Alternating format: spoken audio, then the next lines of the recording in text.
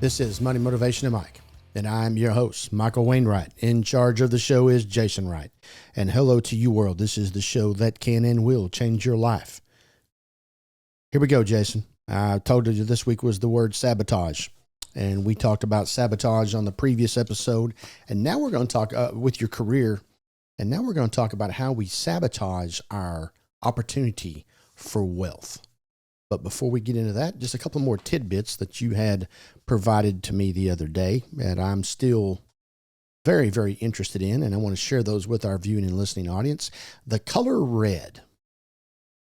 Okay, now this is interesting because when we see red, stop sign.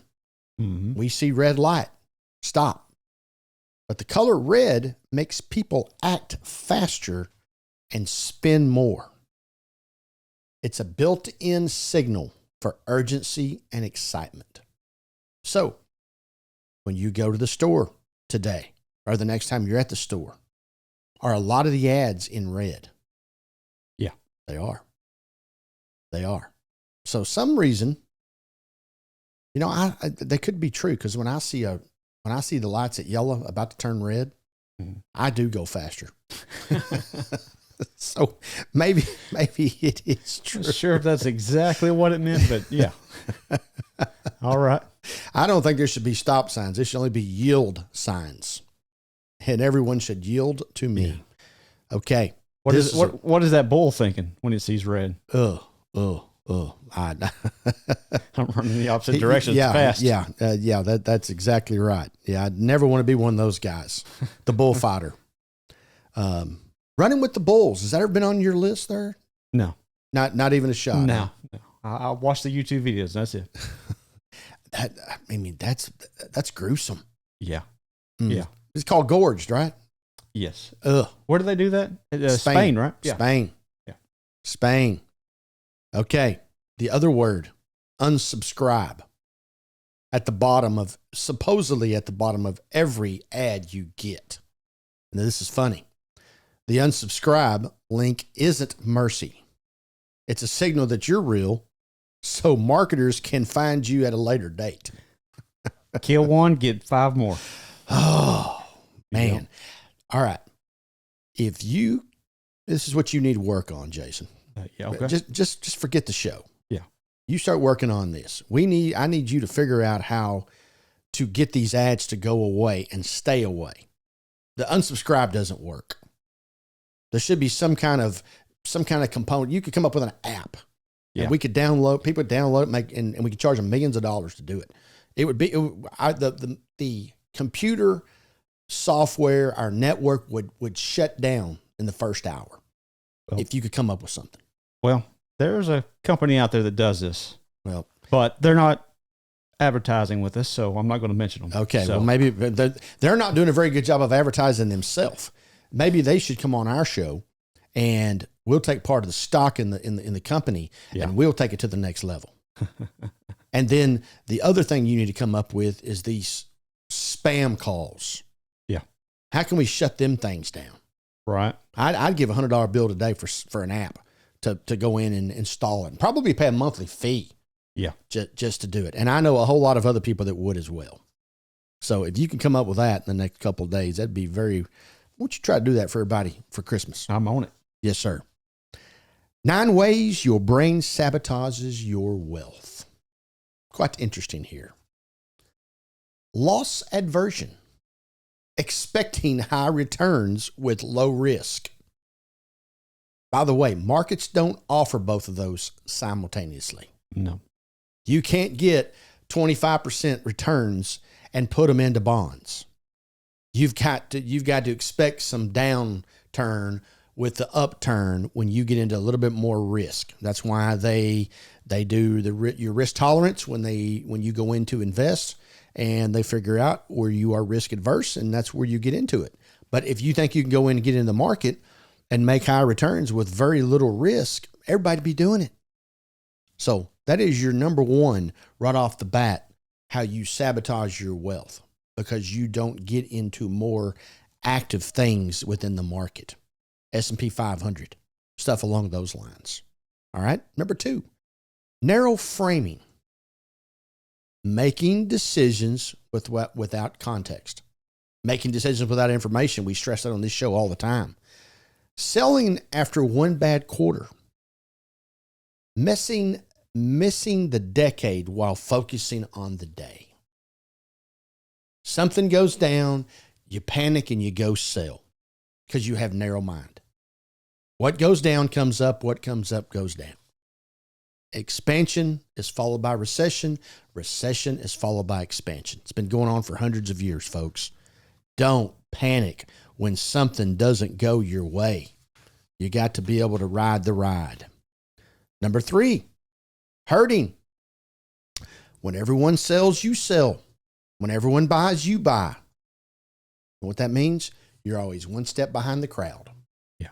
One step behind. So think about this. What drives up a price when everybody buys? So by the time you hear that you need to buy, you're already paying more than the guy that told you about it paid. And what drives prices down? When everybody sells. So you're selling at a price lower than the guy that told you to go sell. People just don't understand. That's usually the time to buy when everybody else is It's just selling. the opposite. Yeah. It's just the opposite. When times are down, you need to press a little harder. Yeah. It's called dollar cost averaging. Yeah. And when you buy in, doesn't mean it's not going to go further down. It probably will. Yeah. But maybe you need to save another 10% for that. Give it some time and have some patience, and usually it'll bounce back. Here is a big one. Now, this sabotages your brain that does not allow you to create wealth. This right here sabotages a lot of things, and that's number 4, media response. Every headline becomes a trigger in your brain. News outlets profit from your panic. Volatility drives clicks, not clarity. I'm going to say that we have 90% of the stuff in our life being controlled by the media, including our buying habits, our spending habits. Like right now. Jason, what is the difference? They're talking about the housing market. What is the difference in 6 and 7%? Other than it being 1%, obviously. What is the difference in 1%? When your average family out there is buying a house from $200,000 to $250,000. Now, 1%, when you're financing $1 million, that gets on up there. Yeah. But when you're talking about a couple $100,000, what is 1%? All right. Well, the media comes across that it is just awful. Now, we are not paying 3 and 4% for housing like we used to. Right now, it is 7%, trying to get into the 6s. But what is the difference in 6 and 7? When it comes to the actual type of house you're going to buy from the average taxpayer in the United States, it's just not that much. All right. Number 5, mental accounting. Gambling when bonuses, protecting savings. It's all your money. Your brain just doesn't see it that way. Okay? You gamble with bonuses, but you protect your savings. Why is that? Because we think the bonus is extra money? Mental accounting. I didn't have it to start with. Well, frankly, what you don't realize is if you're making $50,000 a year, that's what your employer has decided your job is worth $50,000 a year. So they pay you $40,000 in salary and give you incentives on the other $10,000. But for some reason, and it is a good point, I got an extra $1,000. All they did was delay paying you the $50,000 that they were already going to pay you. And in your mind, you come up with mental accounting that the bonus is extra money when it's not. Once again, sabotaging the brain on your wealth and also manipulating the mind to think that you're getting something that you're really already entitled to. Number 6, regret. The stock you sold haunts you. The one you never bought doesn't. Does that make any sense? Haunts me. Okay, but all right, well, why doesn't the stock that you didn't buy haunt you? You still lost Yeah. I mean, somebody told you to buy Walmart in 1985 when you were 4 years old, Jason. Yeah. Why didn't you buy it? And so does that haunt you? Okay, here's the thing. And we'll just take Ford 15 years ago, whenever the government was bailing out the automobile industry. And Ford went down to, let's say, $2. It went lower than that. Went down to $2. And you bought it $2. And here it comes. And it made it to $4. And you doubled your money.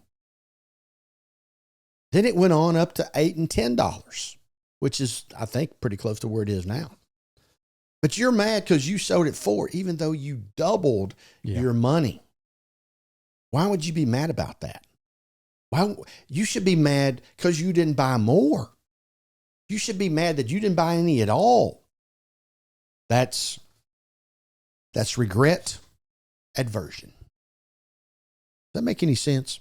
It's kind of like the fish. We want to brag about the fish that got away and complain about the one we caught. Yeah. You complain about the profit you made while you are aggravated about the ones you didn't. Anchoring. It worked in 2008 because of your strategy. Markets don't care about your history. You anchor in because you lost money in 2008. You're not going to get back involved. You anchor in because you lost money in 2015. The reason I use 2008 is because it was, a very bad year in the history of the market. And this wealth deal goes in a lot of different places besides the market. We're just talking about the market because we know what this stock was worth in 1965, just like the Walmart example I just gave from 1985. And we know that the market was down in 2008. People don't necessarily know and remember what oil prices were in 1985 or what inflation was in 1978.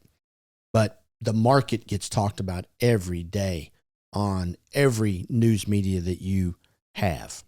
And we talk ourselves out of deals because we're anchored into our last bad experience. And markets don't care about history.